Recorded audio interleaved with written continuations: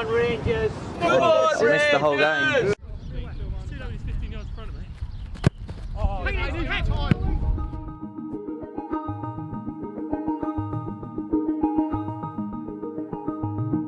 Few clubs in the world of non-league football can rival the history of Dulwich Hamlet, a club formed in 1893 that has somehow avoided the Football League for its entire 129-year history. Today, the club is renowned for its work in the community, its endless supply of fancy beer, and for being the club of choice for hipsters all across London. The welcoming Champion Hill Stadium, with its aromas of shawarma and gyros, lies north of Dulwich Village, sandwiched between Brixton and Peckham. And today the club is receiving its first ever visit from Dorking Wanderers, a club formed 106 years after the Hamlets first kicked a ball. Wanderers arrive having just taken the top spot on the National League South table for the first time since the last season was questionably cancelled, and on the back of a 5-game winning streak too, while their hosts haven't tasted victory in their last 4 games. Still, Dulwich Hamlet are looking up and not down, and they're expected to provide a stern test for Marc and his side. Speaking of whom, by the time a bunch of amateurs had raged through the Croydon traffic, Marc and his players had already locked themselves in the changing room. Thus, we missed the first team talk, and we hoped we could somehow get away without anybody noticing and without mentioning it in the narration at the start of this episode. Yet here we are. We'll just cut straight to Marc's pre-match interview. Hey Marc, what did we miss?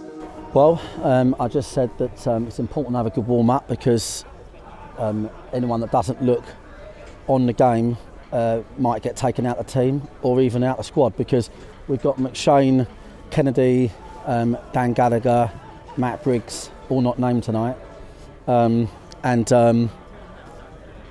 Briggs is precautionary, really tight hamstring, played a lot of games.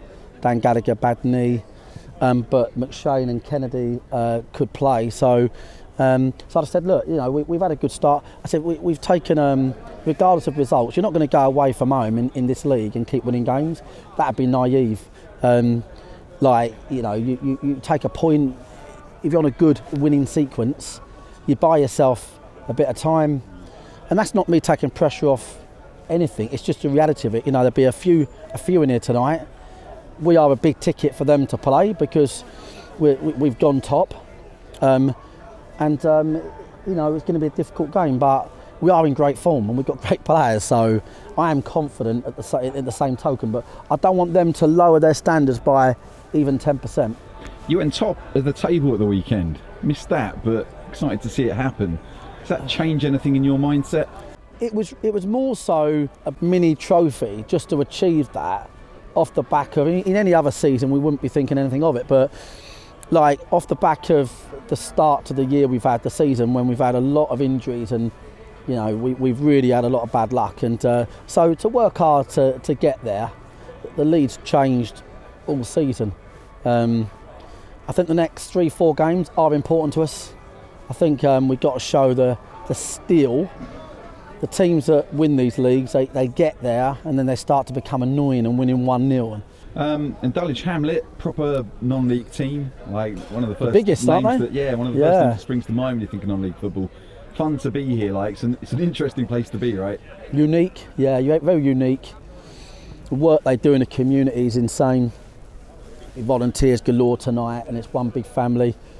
They've got everything taped when it comes to local initiatives, and their crowds are probably the biggest. Well, they are the biggest in the country in terms of Step 2, and they were the biggest in the country when was the league below. So you got to tip your hat to Dulwich and the way they go about the business. They're just passionate about what they do. What are you expecting from them on the pitch? Well, just really dynamic. They're not in amazing form, but I just feel like tonight it's like the team that's top's coming down. Do you know what I mean? So it's going to be a tough game. But when we get back on the bus with a point tonight, that'd be great. At the same token, we've got a lot of boys in great form and we're playing really well. So yeah, we'll have to have a look at how it goes, Rich. To be honest, mate, I do feel like it's a little bit of an unknown tonight. It's actually the best bit about tonight is we've been in the league with Dulwich Hamlet 4 times and never played here once. which is bizarre. So they had a dispute with their owners back when we was in the Boston Prem together, and then so that was playing at Tooting, and then we've had the COVID scenarios and we've never actually played here. So it's nice to come here and play at an iconic ground. Do you know what I mean? And a bit of inspiration from them. Have you looked at them in the past? Yeah, So we should do it? yeah, looked at their initiatives massively. Yeah, looked at their initiatives, you know.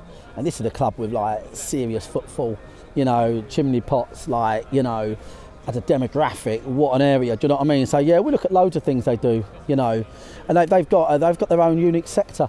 And where we are in Dorking, it's, you know, we are kind of like, we're really targeting, if you like, the family business, if that's the right way of wording it. I think we worked out that family, attracting families and kids is probably our genre. Down here, anyone will tell you it's a family environment, it's quirky, it's middle class, they're the bottles of wine and whatnot, and it's fantastic. So they know their audience here, and that's great, and yeah, we do try to learn from that big time. Good shot, shot! Have it! Punch it! Take your shoulders! I bet half the people can't see, surely. Yeah, exactly. They're 4 or 5 deep. Yeah, surely. Yeah, no, because there's a small terrace. Yeah. It did. Dorking Wanderers have played like 4 games without you two. It's unbelievable. Need your back, boys. Need your back. Boys are flying though. No, it's not about that though, like at all. Our pattern, you two are very important to how we play. Info, cheats! Info! Do you know what I'm going to say? I'm going to predict this, right? Pryor and Alfie will be the difference. I just know the way the pitch is going to play. Very small. Very, very small.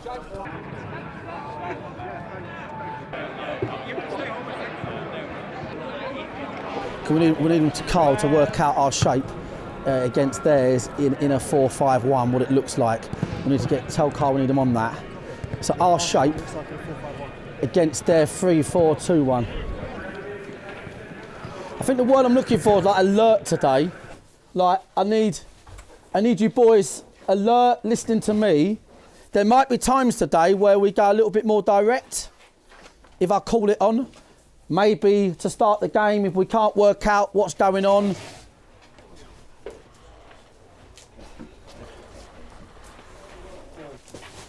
They didn't play Saturday, so they might be extra keen. If they're extra keen and they're playing like the ball's got a bell in it, you know, we'll make good decisions with how we use the ball. What we won't do on the run we're on, if we won't try Dan Lincoln, we won't try and play on postage stamps. On the video I watched against Dartford, every single play from the keeper was direct, every single one. So the back three just walked up, okay? Now, we think there's a chance they're warming up a back four, well spotted Jace. They do rate us highly. There's a chance they might match us up and go 4-3-3. If they do, there's no overloads. No overloads. So it'll just be how quick you can do it. So when you've got the one lazy one tucked in, you're like, bosh.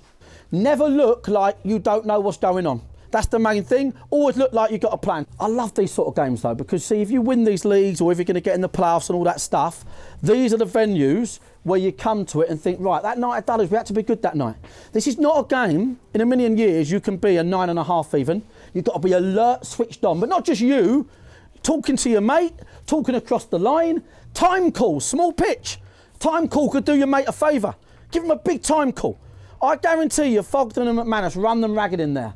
When we get dead balls, right, literally almost like basketball, stop the buzzer, get set up, because they're going to be dangerous for them tonight. We are at it at the moment, right? Get the fucking football going and do what we do, boys, okay? Come on. Come on, boys. Good luck, mate.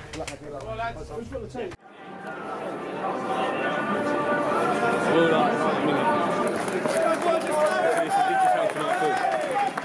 Good luck, mate. Yeah, mate. Enjoy the game, mate. It's a freezing cold night in London, and the chill is penetrating the bones of all those who dare to venture out into the mid-January air. Dorking don't seem fazed and immediately focus on applying pressure to the Hamlet defence. Good. Other side! Other side! Yeah?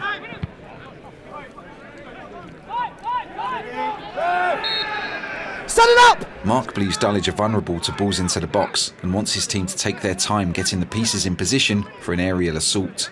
You want to send Cheadle Hang it up! On it. Send Cheadle Yeah, in no, there? too late now. I tried to, but they weren't listening.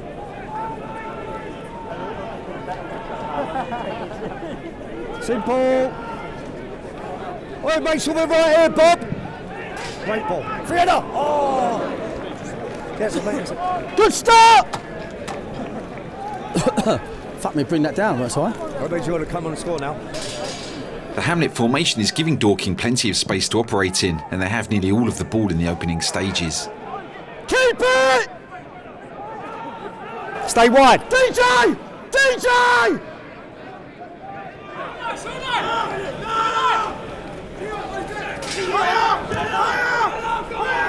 DJ! Just a little block, isn't it? They're going to press if we got it there, Yeah, but that's what we said before, that one there. Ed! Shape! just got to move it quick, haven't we? Have good movement. Like that. Fucking class.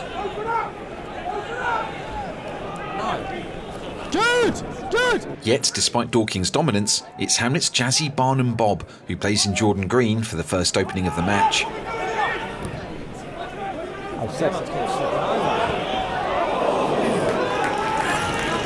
A little second, that's what he's good at, and a little loose one. Jordan! There we go, second! Jordan, there, go! I think you got a nick off of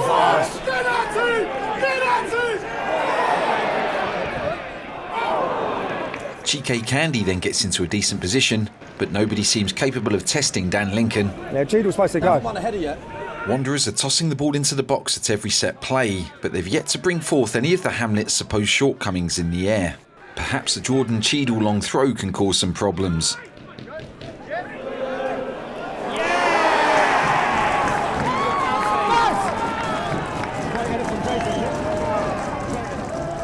Ed Harris flicks the throw onto Alfie Rutherford, who rises above Quade Taylor to nod past the despairing dive of Charlie Granger.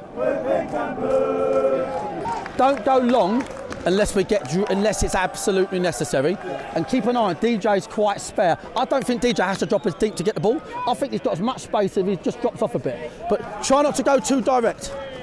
Midfielder Niall McManus is playing like a man whose boots are possessed, perhaps by the soul of Dead Shots Keane. Along with Wes Fogden, the midfield duo keep Dorking on the front foot.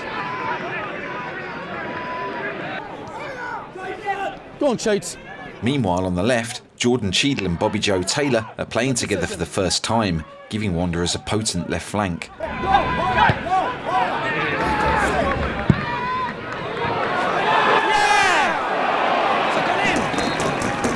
Jason Pryor gets on the end of Bobby Joe's cross, but can't get enough on the ball to stop Quade Taylor from saving the day. Show him inside. When Jack Holland is robbed by Billy's boots, he very nearly compounds his mistake with another one.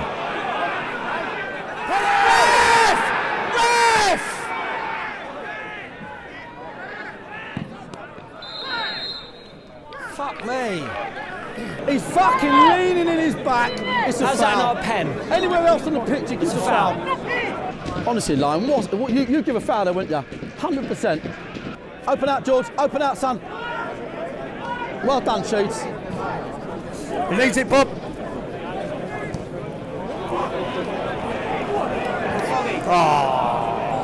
When Bobby Joe overhits a pass to Alfie, it seems the move is coming to a premature end, but Alfie Rutherford is a man in blistering form.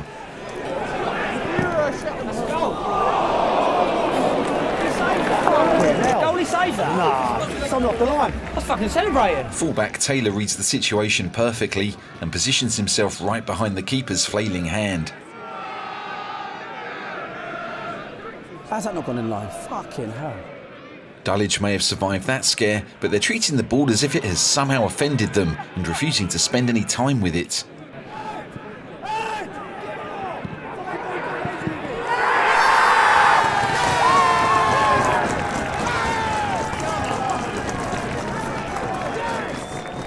Jimmy Mewitz forces the turnover before feeding Pryor down the right. He crosses for Alfie Rutherford to get his second of the game. Lion, if you go a bit biased with us to make up for him. Dorking are well in control, but a loose touch from Jason Pryor will prove more costly than he could possibly imagine. The striker goes down in clear pain, but the ref refuses to stop the game. Seeing his distress through the viewfinder of a camera, a bunch of amateurs manages to stoke Marc's fury further still. He looks like he's in trouble, Mark. Referee! Ref his head! Referee! Mark, he's hurt. Ref, you fucking... Ref is his head! Ref! Terrible ref! Next goal wins. Don't fucking switch off though. This is the game. All you've got to do is play football. The space is a joke. If he's injured, you're going in the 10. Okay. All you've got to do is play football. All we've got to do is get one more goal. If we don't score another goal in this game, I'll pack him managing. For Pryor, the game is over. Substitute Josh Taylor is coming on, but like most footballers these days, he's not ready. Oh, fuck me, not ready? Make sure you go on there, go and tell him to stay down for ages. Tell him not till he's ready. Given the nature of Jason's injury, getting up swiftly won't be an issue. What, Jace, what happened? You broke your collarbone? So he broke his collarbone, yeah. Interestingly, the collarbone is designed to break before other more crucial parts of the body get damaged. We tried to explain this at the time, but it seems few people seem to be comforted by our medical interjection.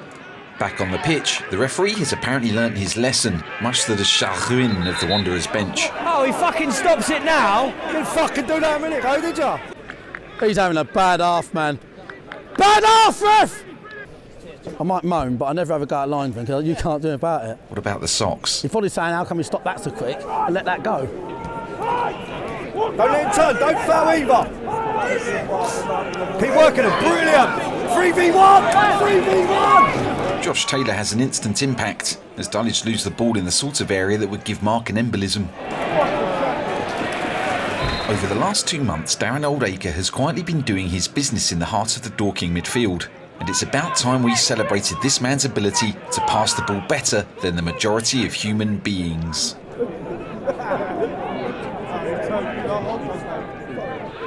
Oh, mate. Fucking hell, what a ball that is. Put it in there.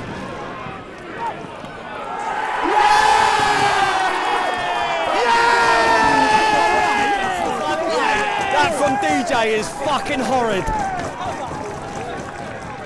There is a lot to unpack here, starting with Oldacre's astonishing crossfield pass to Jimmy Mewett.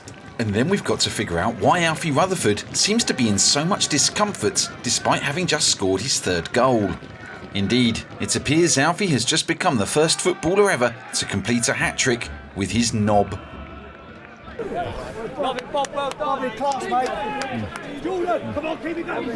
Basically, they're just going to go direct and all that. If we put Isaac out there, the game's done.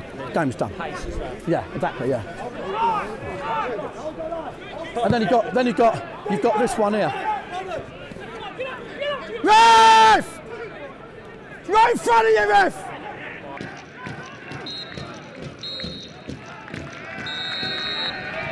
Yeah. You're superb, you're coming off now, but you've done your bit. We're 3-0 up, I'm going to put Phil Pot on. I ain't going to play for it. That was unbelievable.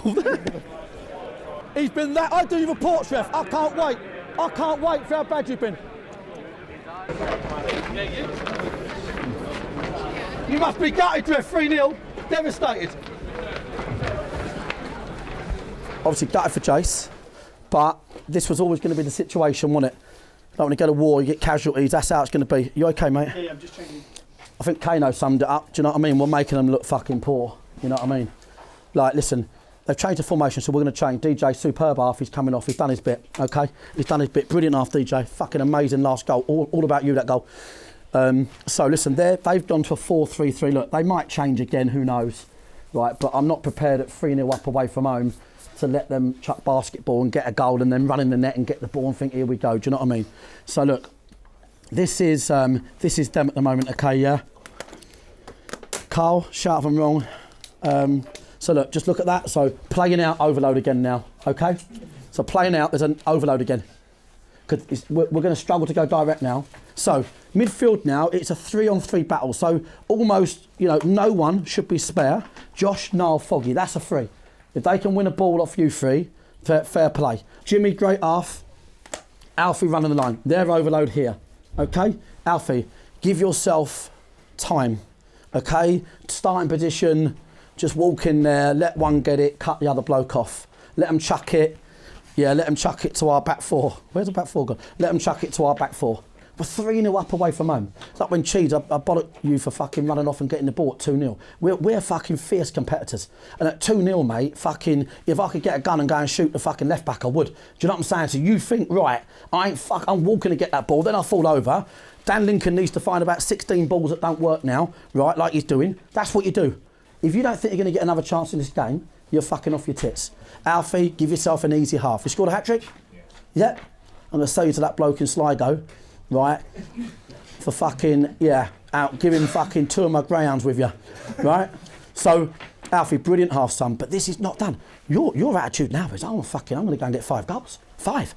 Alfie, rather than 5 fucking goals. You just signed a new deal. No one can fucking take you, okay? Can't happen now, Alfie. Right, okay? Yeah. Get fucking 5, get 6. I couldn't give a fuck, right? Fucking bosh, right? Good. Okay, boys, do me a favour. I want to keep it light because that's what's working. Can we keep a clean sheet? If you come out of here tonight winning 4-5-0, you are fucking hurting other clubs, mate. That fucking hurts other clubs. We're now going to keep the ball in a 4-3, in a 4-3-3, 4-5-1. We're going to keep the ball, okay? Right, not long, keep the ball. Let's go, come on.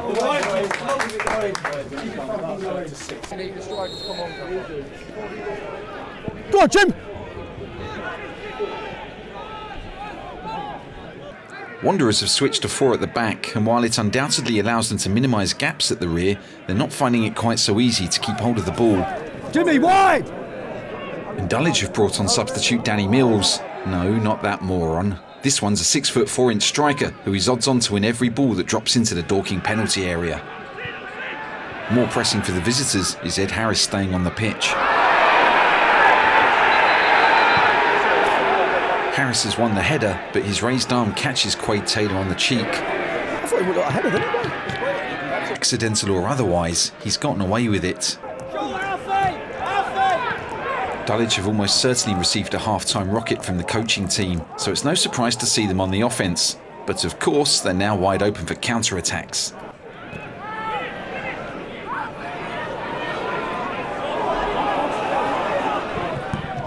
Oh, straight at him.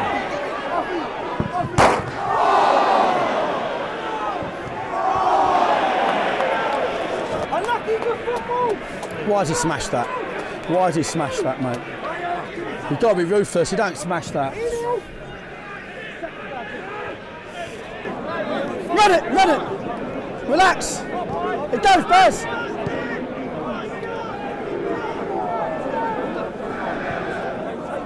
Alfie may have 3 goals to his name, but the striker is beginning to get a bit frustrated. Alfie, come on, son! Run it! Run it! Run, Alf! Run, Alf! Lino! Lino! He fucking anyway!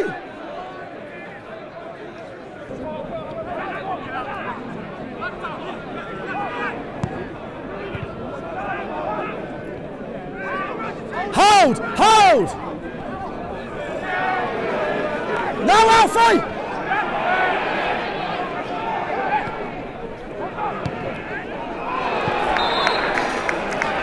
A handball shout against Barry Fuller gives the Hamlet a free kick in dangerous territory, and the referee wants to talk to Alfie Rutherford.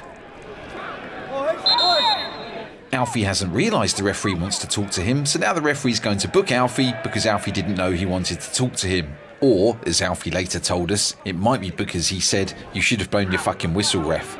Don't say anything now! Warm up, Kano. Go on, mate. Giovanni McGregor curls his free kick just wide, and it's the closest Dulwich have yet come to scoring. Fucking terrible. What's that booking for, ref? Lino? Encouraged by their last set piece, Dulwich have decided to employ the Wembley singles approach.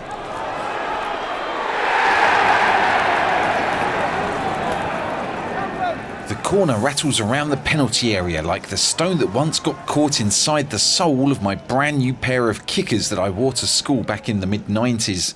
And Reece Alassani picks up the pieces. Reece's pieces. Forward!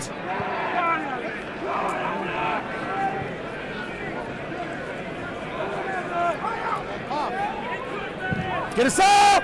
Up! Bazza, come on, mate. Keep this high line. Don't give him areas to play in. We need to get these first and seconds there.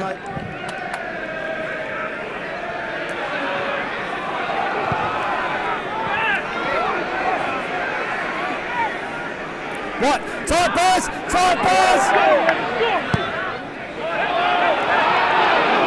Go down. Hey, Mark! Get up!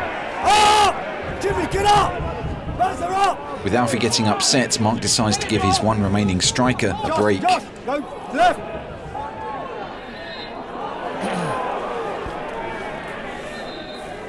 Head's gone, isn't it? Centre mid, make sure he's picking up. Wait till he get in the, let him get in the middle of the pitch first. Don't worry about it. He's just shit, don't worry about it. Settle down. Right, listen, let's not talk about the ref. We need to stop thinking about the ref. Fuck. Close range header from the only footballing Danny Mills, who hasn't intentionally got himself sent off to avoid playing for Charlton over Christmas, gives Marc a scare. Kane, get us up! Fucking hell, Foggy. Get in the box! Get us up! Up! The second half has had few chances, but a near post corner very nearly finds Dorking's elusive fourth goal.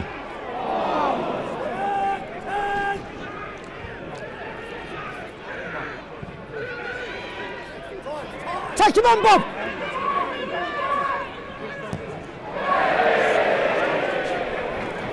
How many chances have we had in this game? How many chances in this game? Like the one Alfie smashes.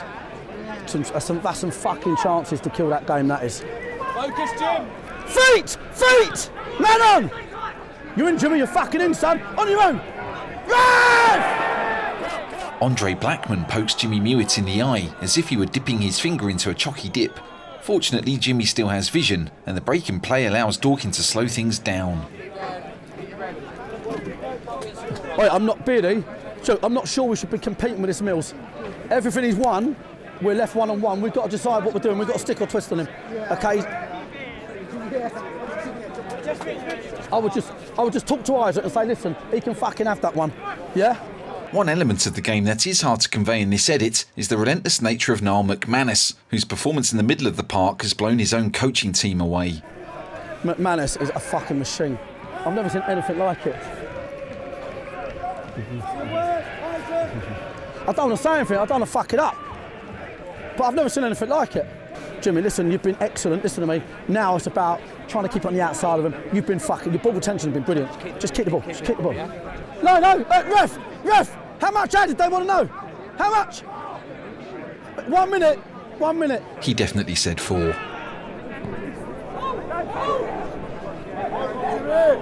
Corner, Jimmy! Bazza, come on. Don't even fucking turn. Oi, 3v2 here. Kane, sit.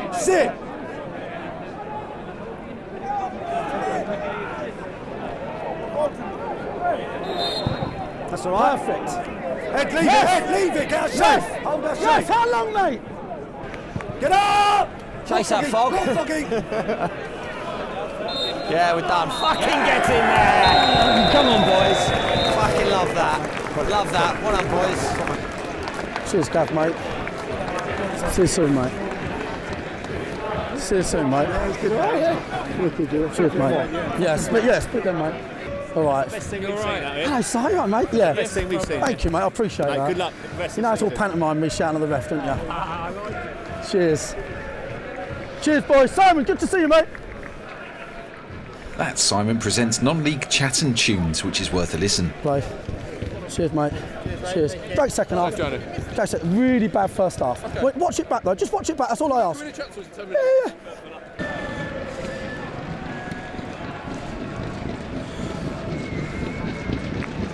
I'd imagine there's some food here, so grab it before you get on the bus. We'll have to do a better job of this in a minute. Whoever done that. Right, well done. Just loosen up really quick. I like talking, yeah. Right. No, excellent. So, I mean, all you're seeing is everything we're speaking about. Do you know what I'm saying? Like, so, you know, Jace will be out for fucking some time now. It gives us one striker, but, you know, it wouldn't be any fucking exaggeration to say we could have scored 8 goals in that game. Okay, first half I thought was unlucky not to score. Second half I thought when you smashed it, that's just fucking bottom corner 4, game over.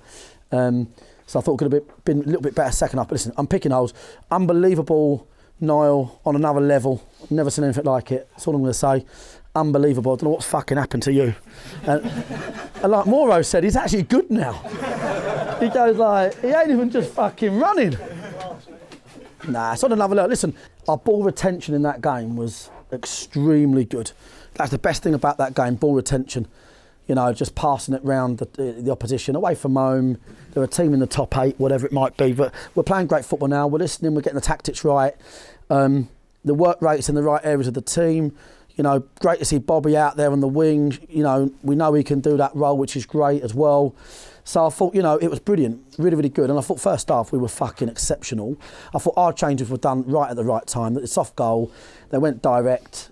That would have been a danger on a back 3 all day long. So we've done the right thing. We saw the game out. We could have nicked the 4th. We just treat that as another game, but another exceptional game where sometimes you're just too good for the opposition. And that was just the situation tonight. Saturday's a massive game for them. We need to get organised Thursday. Please do the recovery. You must do the recovery, OK? Well done, lads. Well, I thought it was a bit of the unknown today, really, because we've not played here before. They didn't play Saturday. We had a tough game Saturday. But, you know, the neutral man, if they were just watching all these teams at the moment, would say Dorking are playing really well. And that's how annoying the ref was. It didn't just piss me off for the whole game, it then comes and ruins my interview. Jordan Cheadle, I am playing on the left side of the defence and I'm a fairly recent signing. How long have you been here? Similar to DJ, so 2 months I think, just coming up to 2 months. Well, this fits me nice. Oh, pockets are big in here. Who are you? What are you doing here? I'm Darren Oldacre. Call me DJ if you want.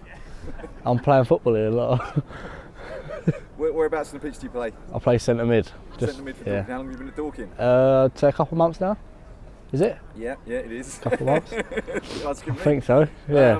All right. So where did you come from? How did you end up at Dorking? I was a free agent pretty much, and I got a phone call from the manager, and I've never looked back. I was at Carshalton, which is a level below. I've been there for the last sort of 4 or 5 seasons.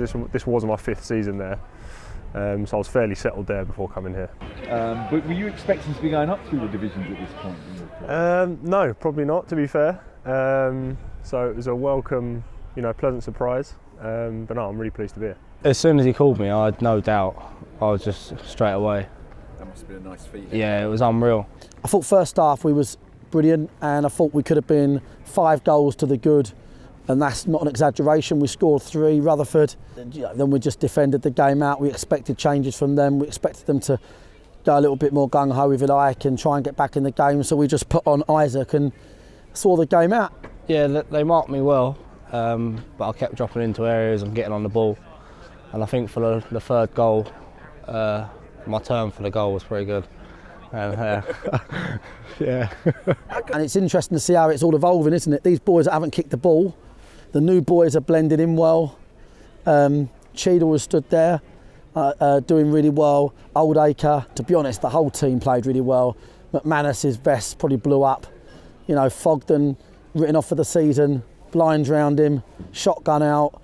Now he's just played 180 minutes in 3 days. So we've just so many positives, but we lost our talisman, big player for us, Jason, and broken collarbone, we think.